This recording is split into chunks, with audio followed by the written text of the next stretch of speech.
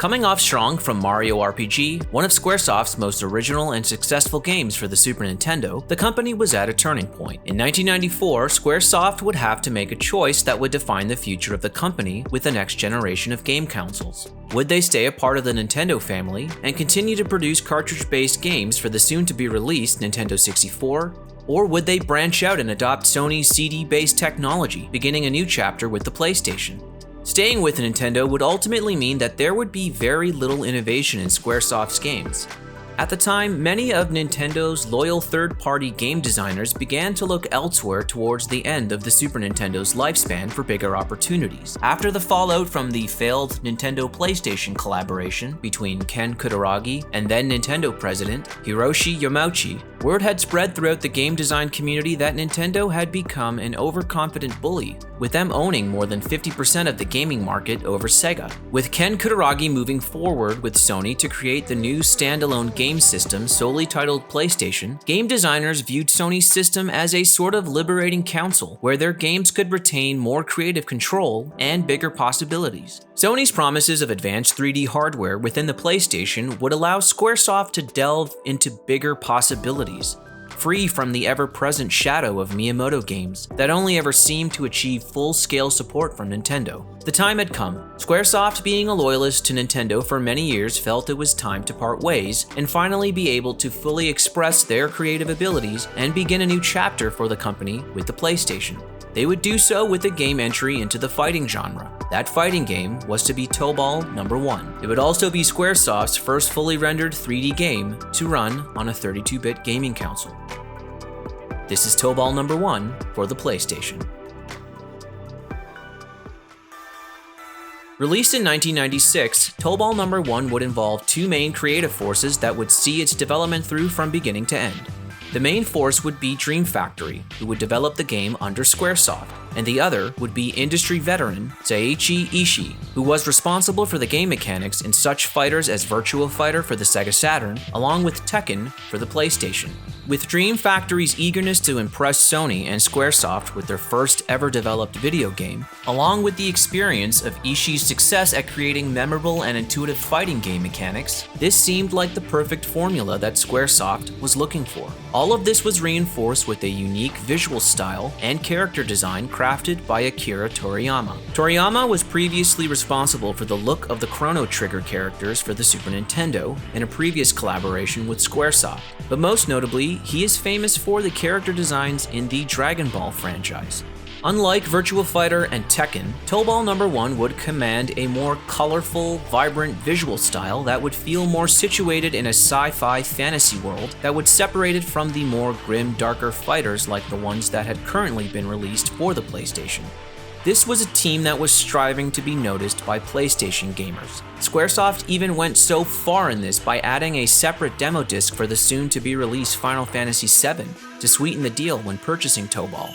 Tobal No.1 begins with a full-fledged CG cutscene that feels like the intro to a TV anime show. It displays the characters and some visuals of the world that you'll be situated in and gets right to it, quick and to the point. However, if you own the game manual and read its plot, it does go much deeper into the world that these characters exist in, along with more detailed character bios that only exist in the game manual. Essentially, Tobal No.1's plot is as follows. Tobal No.1 takes place in the year 2027 on a fictional planet called Tobal, which has large deposits of Molmoran, an ore that can be used as an energy source. The planet's 98th tournament is held to determine who has the rights to the ore. All of this is overseen by the leader of the planet Tobal, Emperor Udan, who you fight at the very end of the game and will reward you with a trophy at the game's conclusion. The intro movie is the only type of visual storytelling that happens in Tobal, and you'd never get a sense of that plot just from watching this intro. When it came to this fighter, I guess the formula that Dream Factory and Squaresoft were going for was keep it simple and have all the info in the game manual.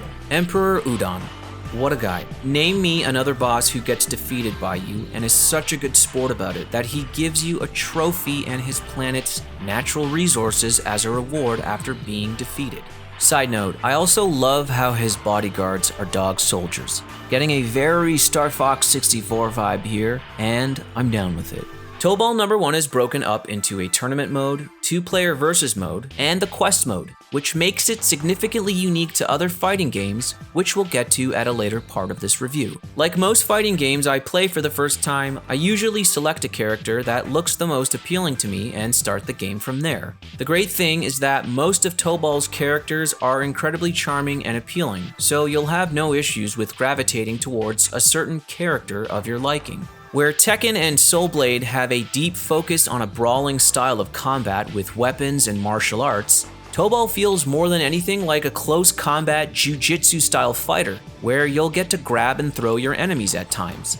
Its slower pace of combat forces the gamer of thinking of a battle plan before moving in close to their opponent. It makes Tobal for a more strategic fighter instead of a button-mashing fighter. During combat, at times, your character will face away from your opponent after you perform certain combos. This flaw in the game mechanics can really mess fights up for you at times. You'll find yourself constantly repositioning your character to face the opponent manually. It could leave you as a more open target for your enemy to attack you. The style of this game keeps you sharp. When grappled, if you don't quickly counterattack, you'll get taken down quickly, and that's probably the most interesting thing about the gameplay. The hardest opponent of Tobal No.1 is not any of the actual characters, but rather the physics of the camera. As it trails and pans with every hit you do, it will sometimes lag behind in repositioning to be central once again to the characters. It's not a total make or break situation, but it can be slightly frustrating when close to being defeated. Other than that, the camera angles and the way Tobal presents the fights are for the most part well done.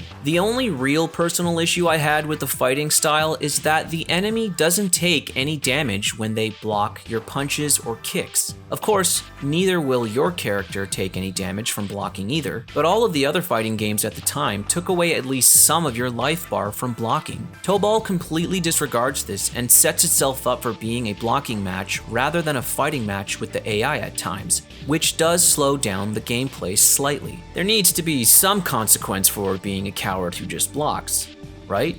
Not one character is alike in their fighting style in this game. For example, when I played as Chuji, I did very well with fighters my height or taller, but I found it significantly harder with opponents like Faye or Ippon who were shorter than me. Where Tobal fails in its storytelling, it greatly makes up for it with its unique characters and their fighting styles that are up to the gamer to discover.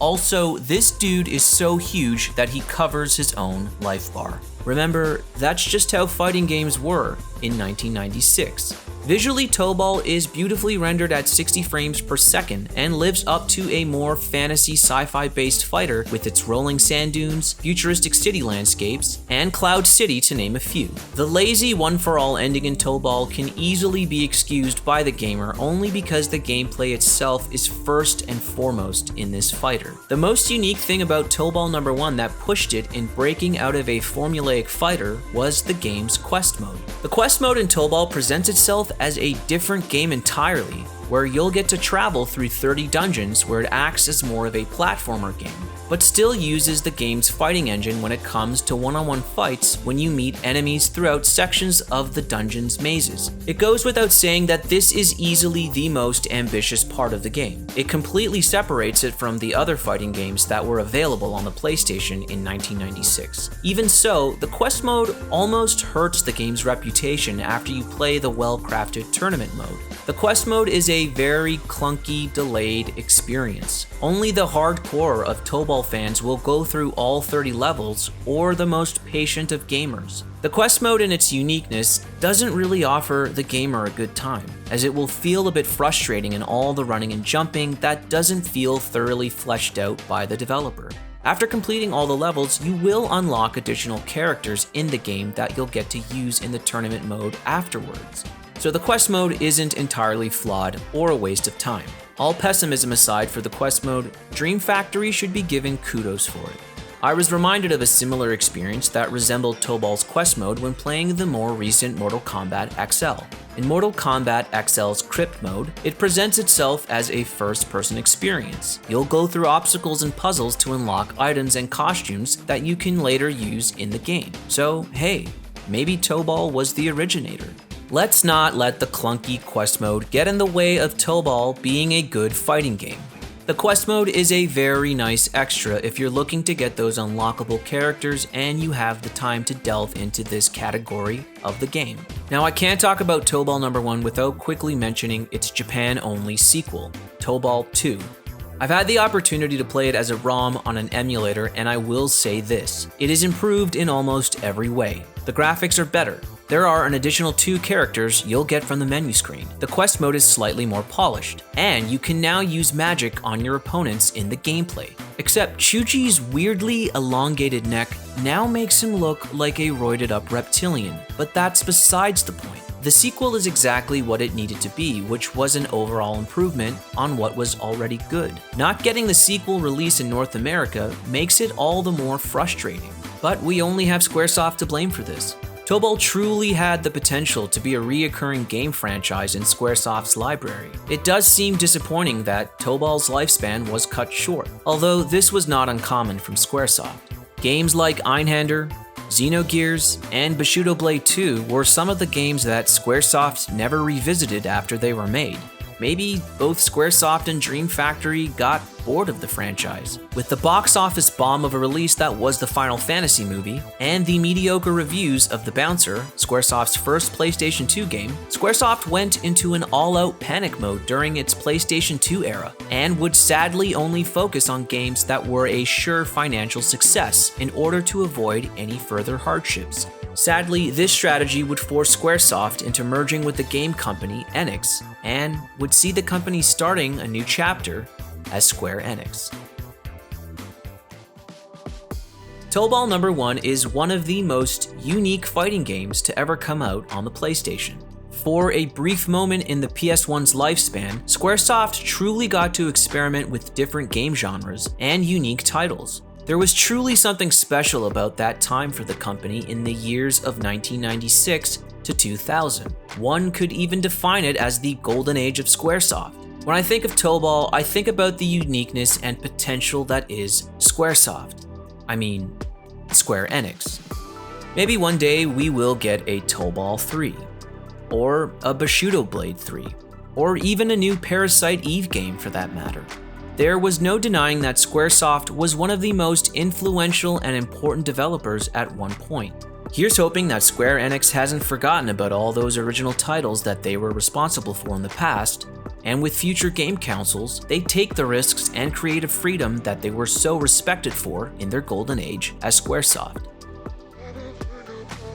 Thank you for watching this episode of The Select. If you like what you've seen and heard, give us a like and subscribe. This is Dusty Maxwell, and we'll see you on the next one.